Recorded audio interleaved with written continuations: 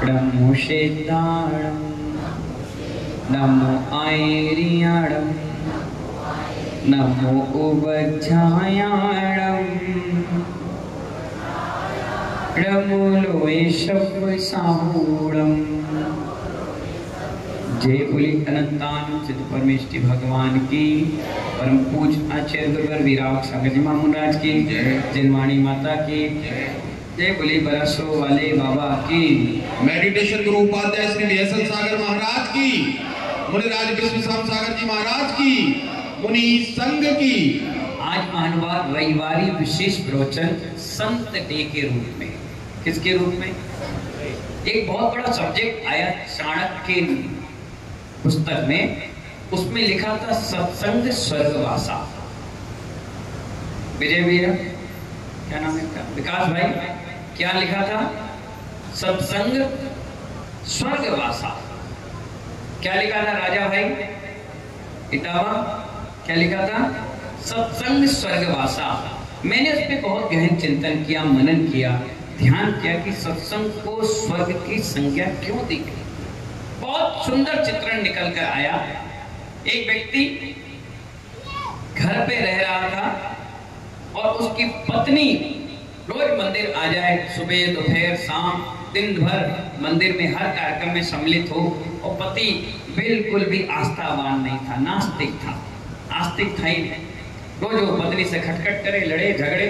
एक दिन उसने ताला लगा दिया।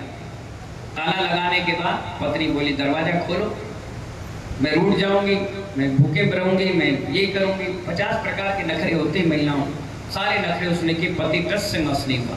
बोले जाके क्या करती वहां पर है? ना खाना बनाए ना नाश्ता बनाए, दिन भर परेशान करती। नहीं, बोले हम सत्संग करने में। काय का सत्संग? सत्संग में ये बताया जाता है पति भूखा मरे, सत्संग में बताया जाता है बच्चों को परेशान करो, सत्संग में यही बताया जाता है घर में झाड़ू पोछा नहीं करो, पति करे। नहीं, काय के लिए शादी ब्याह करके लाए? नहीं, हम नहीं जाने देंगे। बोल दो अपने महाराज से, हम नहीं जाने देंगे। बहुत दुखी हुई और घर में रहकर भी कह रही अभी महाराज जी भक्तामृत पढ़ा रहे होंगे, आज 14 नंबर का काम हो गया, अभी आहार के लिए गए होंगे, हमारी सारी सहेली आहार के लिए दे रही होंगी, अब महाराज सामायिक कर रहे होंगे, अब 3 बजे क्रीम खिलाओगे। अरे भैया, अरे पागल, इससे अच्छा तो चली जा, दिन भर महाराज महाराज तो पागल है। बेचारी चुपचाप हो गई। दूसरे दिन पति नहा रहा था और ताला चाबी निकाली और खोल के पक गई। उसने उठाया डंडा, हाथ टांग तोड़ूंगा। अब वो भी बेचारी क्या करे, घर डर डर के उसने कहा दोपहर के जाओ मत, नहीं दिन भर रहो। शाम के पहुंची, पति तेल लगा के डंडा रखा, आ जाओ। पूरा मोहल्ला देख रहा, आज मजा आएगा देखो दोनों का। बच्चे थे नहीं, पति पत्नी दोनों थे, तो वजनदारी का कोई बात ही नहीं थी। अब देसी अंदर आने के लिए बोले सुनो सुनो सुनो, नहीं खड़े हो जाए, आज तुम्हें ठुकाइए। अरे नहीं नहीं बनने नहीं, गलती हो गई मुझे। क्यों ले गई, क्यों गई? तो 4 घोंस तो दिया पति ने। फिर उसके बाद बड़े नॉर्मल बोले देखो आज महाराज से हमने तुम्हारे बारे में बात की। मेरे बारे में? महाराज जानते हैं क्या मुझे? अब मक्खन लगानी थी तो महाराज से बात करी। महाराज बहुत खुश हो रहे थे, कह रहे थे तुम्हें लेके आना। अरे मैं नहीं जाता ऐसे वैसे महाराज पास, जो मेरा घर गृहस्थी बर्बाद कर दी। बताओ, सुबह से भूखा प्यासा बैठा हूँ, मुर्रा खा के बैठा हूँ मैं। अभी बना देते खाना, अब कोई रात के खाते हैं क्या? बोले यही शिक्षा लेके आई। तो 4 बातें तो देखो, देने वाला तो देते रहता है। पत्नी बड़ी समझाई बुझाई, बोली चल एक काम कर। महाराज ने क्या बताया बता? महाराज ने बहुत अच्छी बात बोली। आज रविवार था तो महाराज ने कहा जो एक क्षण के लिए सत्संग करता है वो वैकुंठ जाता है। क्या सुनी उसने? एक क्षण का, सुरेश चंद जी, एक क्षण का जो सत्संग करता है वो नियम से वैकुंठ जाता है। उसने कहा अच्छा, एक क्षण का सत्संग से ठीक है। सुबह उठे, पत्नी नहा रही थी, उन्हें बाहर से ताला लगाया, पर्ची लगा दी, मैं सत्संग करने जा रहा हूं। और क्या कर दिया उसने? क्या किया? पर्ची लगा दी। और पर्ची लगाने के बाद पत्नी नहा धोकर निकली, पर्ची देखी कि मैं सत्संग करने जा रहा हूँ, और उसने दरवाजा खोला तो दरवाजा खुला नहीं, वो बैठी रही। अब यही सीधे महाशय कहाँ पहुँच गए? ऐसे ही डबरा जैसे सत्संग महोत्सव में, और बैठ गए। कहाँ? सबसे पीछे। अक्सर देखना करारी, अक्सर देखना जो व्यक्ति अनजान होगा, जिसका कोई नाम नहीं होगा, जो पहली बार आएगा वो सबसे पहले पीछे बैठता है, कभी आगे नहीं। पहचान का होगा, परिचय का होगा, सबसे आगे बैठे, वो पीछे बैठा। पीछे बैठे बैठे खंबे की आड़ से बैठा, बैठे बैठे आधे घंटे हो गए। घटना काल्पनिक है, तुम्हें जोड़ने का प्रयास कर रहे हैं, नहीं तो तुम पुस्तकों में ढूंढने लग जाओ। बाहर खंबे पे बैठ गया, आधा घंटा हो गया, बोर होने लगा, क्योंकि उसको कोई ज्ञान तो था नहीं, कोई जानता था नहीं, कोई समझ में आता नहीं था, तो बस बोर हो गया। तभी मूड खराब किया, अरे यार बेकार है सत्संग, समझ में कुछ आ नहीं रहा, पता नहीं मेरी पत्नी कैसे पागल दिन भर पड़ी रहती है यहाँ पे। और जाने लगा, जाते ही एक व्यक्ति से वो टकरा गया, टकराया और घुमा, बोले अरे अंधे हो क्या, दिखता नहीं क्या? बोले मैं अंधा नहीं, तुम अंधे हो, गुस्सा में तुम हो, मैं तो सत्संग करने जा रहा हूँ। अबे मत जा, मैं जाके क्या मिलेगा? मैं आधा घंटा बैठा रहा, किसी ने पानी नहीं पूछी, नाश्ता नहीं पूछा, ये कोई सत्संग है? और कह रहे बैकवर्ड मिलेगा, बैकवर्ड में तो सब चीज मिलती है, यहाँ क्या है? कुछ नहीं मिलेगा, तुम जाओ। ये सब साधु जो बैठे हैं सब पाखंडी है, अपनी दुकानदारी चलाना कोई मतलब नहीं है, तो जाओ। वो व्यक्ति बोला मुझे तुम जानते हो? बोले नहीं। अभी टकरा गए तो जानते हो? मैं कौन हूँ मालूम है? बोले नहीं, मैं नारायण हूँ। अरे नारायण जी, यहाँ काय के लिए आए हो? सत्संग करने आए स्वर्ग से। अरे नारायण जी, काय के लिए अपने स्वर्ग की गद्दी खराब कर, तुम वहीं रहो, यहाँ ना खाना ना पीना ना एसी ना कूलर, बैठे गर्मी में तपतपा रहे, पसीना पसीना हो गया, चेहरे का रंग बदल गया, पत्नी कहेगी पति बदल के आ गया, हम तो जा रहे हैं। बोले सुनो, तुम काय के लिए आए थे? बोले मैंने सुना था मेरी पत्नी के मुख से कि साधु कह रहे हैं कि जो एक बार सत्संग करता है उसे स्वर्ग मिलता है। बस उसी स्वर्ग और वैकुंठ के लालच में मैं यहाँ आया और मुझे कुछ मिला नहीं, इसलिए मैं जा रहा हूँ, कल से मैं नहीं आऊंगा। सुनो सुनो, तुम्हें स्वर्ग और वैकुंठ का नजारा देखना है ना, एक बार सत्संग करने से। बोले हाँ चलो मैं ले चलती। बोले कहाँ?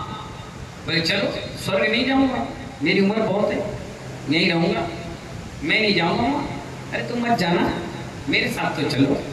और नारायण जी उसको हाथ पकड़ के अपने साथ ले गए।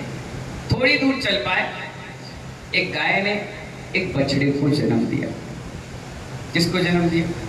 एक गाय ने बछड़े को जन्म दिया। नारायण जी की नजर उस बछड़े पर गई, उस व्यक्ति की नजर गई और उसने कहा देखो नारायण जी, कितना प्यारा सहयोग है कि आज अपन दोनों साथ में चल रहे हैं। तो सामने एक गाय ने अपने बछड़े को जन्म दिया, कितनी अच्छी बात है। और उससे रहा नहीं गया, वो दौड़कर उस बछड़े के पास गया और उस बछड़े को पुचकारने लगा, लाड़ करने लगा, प्यार करने लगा। उसने नारायण जी को इशारा किया, आओ नारायण जी, आप भी इसको थोड़ा आशीर्वाद दे दो। जैसे नारायण जी ने उसके पास कदम बढ़ाए और उस बछड़े ने आंख उठाकर नारायण को देखा और वो एक्सपायर हो गया। वो हिलाकर अरे अरे क्या हो गया? उसका मालिक आया गाय का, अरे ये क्या हो गया, ये क्या हो गया, ये क्या हो गया? नारायण जी बताओ ना क्या हो गया, आप तो ब्रह्म ज्ञानी हो। नारायण जी बोले अभी नहीं, बाद में बताऊंगा। अब चले आगे चले, आधा 1 किलोमीटर। वो व्यक्ति पूछने, नारायण जी मेरे समझ में नहीं आया, वो बछड़ा इतनी जल्दी क्यों मर गया? बोले बाद में बताऊंगा। ठीक है, आगे गया, थोड़ी दूर चल पाया, एक बंदरिया ने एक बंदर को जन्म दिया। व्यक्ति बोला अरे आज क्या बात है, बछड़े का भी जन्म देख लिया, बंदरिया के बच्चे को भी देख लिया। अभी तुरंत तुरंत उसने उठा करके उसको खिलाने लग गया।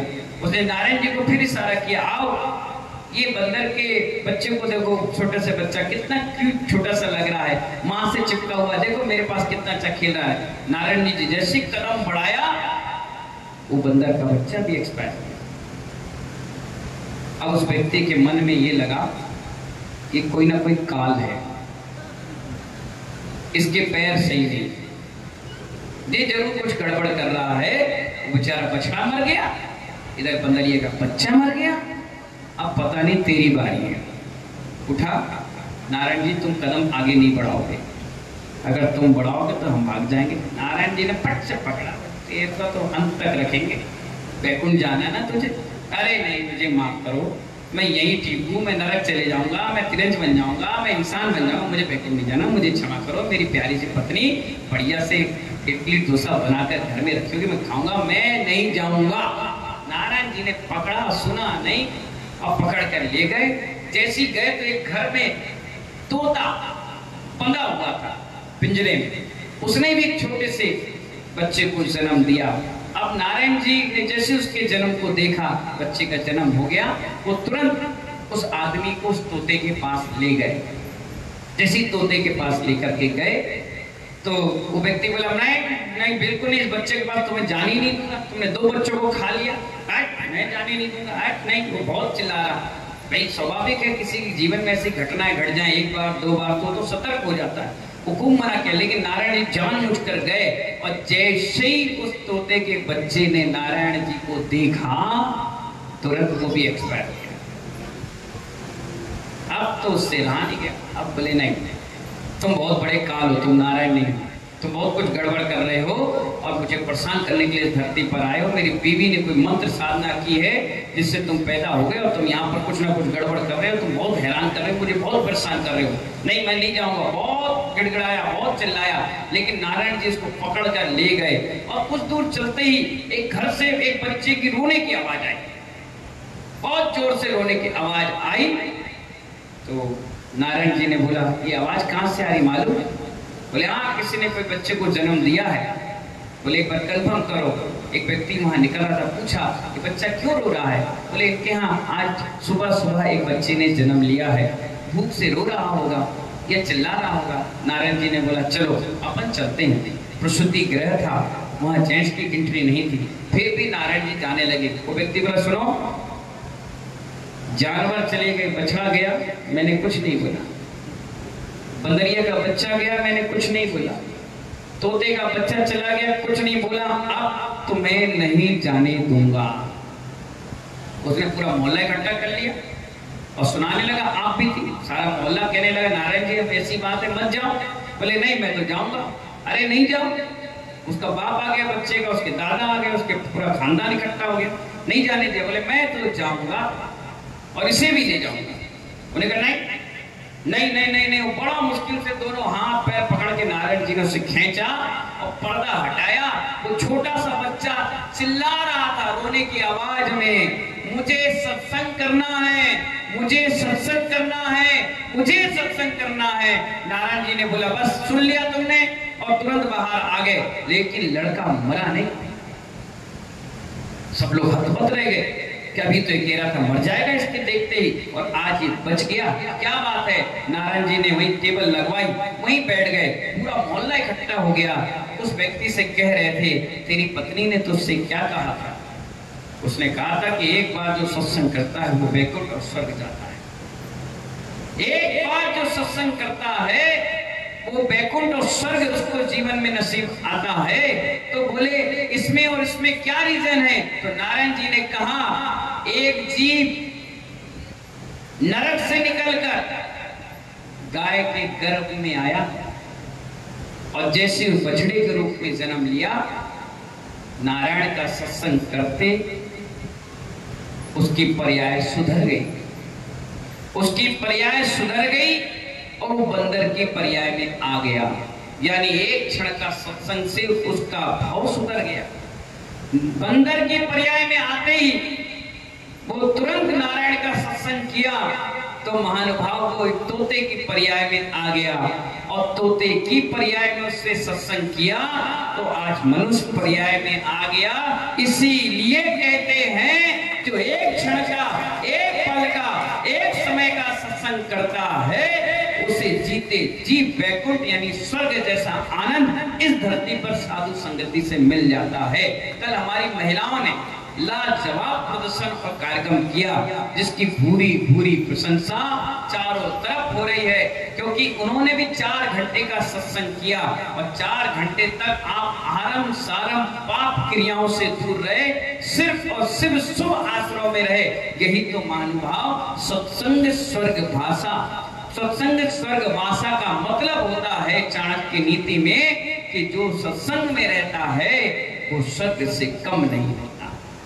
स्वर्ग में तो असंयम भी होता है, लेकिन सत्संग में जितने समय आप रहते हैं आपका जीवन संयम में रहता है, त्याग में रहता है, ज्ञान में रहता है, और कुछ खींचने की और कुछ ललक अंदर से हृदय में जागृत होती है। आज संत डे के दिन यही आपसे कहना चाहते हैं कि जब भी सत्संग यानी साधु सानिध्य मिले, प्रवचन मिले, गुरु भक्ति मिले, चौके की व्यवस्था मिले, विधान पूजा पाठ मिले और निर्गंत साधु अगर हैं तो किसी भी तरह से उसका सत्संग जरूर ले लो। आज देखिए हमारे बीच भोपाल से लोग आए, काहे के लिए आए? सत्संग करने के लिए। भोपाल में भी साधु रहते हैं, लेकिन इस बार जैन नगर लाल घाटी खाली है। जैन तो हैं लेकिन जैनों का सत्संग करने वाले साधु नहीं। आज हमारे बीच इटावा से लोग आए हैं, इटावा में भी साधु के चतुर्मास होते हैं, लेकिन इस वर्ष नहीं है, तो वहाँ के लोग भी स्पेशल इतने किलोमीटर दूर यहाँ सत्संग करने आए। गोहर पास में ही समाज है, 50-100 किलोमीटर की दूरी पर, वहाँ भी साधु का सानिध्य हमेशा मिलता रहता है, लेकिन वर्षा योग नहीं है। लोगों के अंदर प्यास जगी कि चलो हमें भी डबरा जाके सत्संग करना है। आज देखिए कितनी दूर दूर से लोग हमारे बीच में आए, सभी को मेरा बहुत बहुत आशीर्वाद। संत डे है आज, क्या है? संत डे है। इन्हीं भावनाओं से कि हमारा जीवन खुशहाली में रहे, सुख शांति समृद्धि से रहे, इन्हीं मंगल भावनाओं के साथ सभी को बहुत बहुत आशीर्वाद। जय बोले आदिनाथ भगवान की।